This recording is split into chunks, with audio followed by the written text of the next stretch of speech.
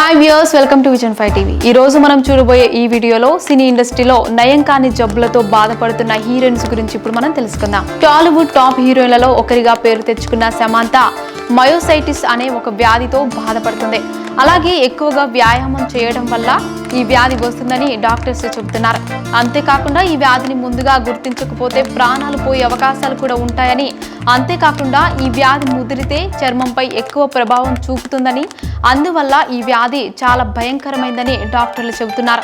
అలాగే సౌత్ హీరోయిన్గా మంచి పేరు సంపాదించుకున్న నయనతారకు స్కిన్కి సంబంధించిన అలర్జీ ఉంది. అందువల్ల ఈమె చల్లటి వస్తువులు ఏం తిన్నా కూడా ఈమె చర్మంపై దద్దుర్లు వస్తాయి. అందుకే నయనతార చల్లగా ఉండే ఎటువంటి పదార్థాలను కూడా తినదు.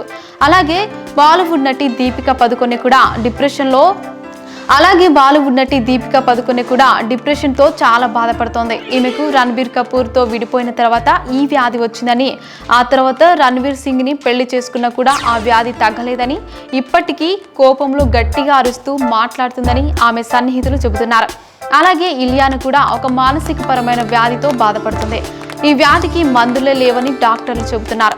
అలాగే ఈ వ్యాధి ఉన్నవారు వారి యొక్క అందం గురించి ఎక్కువగా బాధపడుతూ ఉంటారు. అలాగే స్నేహ ఉల్లాల్, ఈమె ఆటో యూనియన్ అని ఒక వ్యాధితో బాధపడుతున్నారు. ఈ వ్యాధి కారణంగానే ఈమె సినీ ఇండస్ట్రీని వదిలి వెళ్ళవలసి వచ్చింది. హాస్పిటల్ బెడ్కే పరిమితమైన ఈమె కోలుకోవడం కష్టమని కొన్ని వార్తలు కూడా వినిపించాయి. సో ఫ్రెండ్స్, చూశారుగా నయం కాని వ్యాధులతో బాధపడుతున్న హీరోయిన్స్ ఎవరో తెలుసుకున్నారు.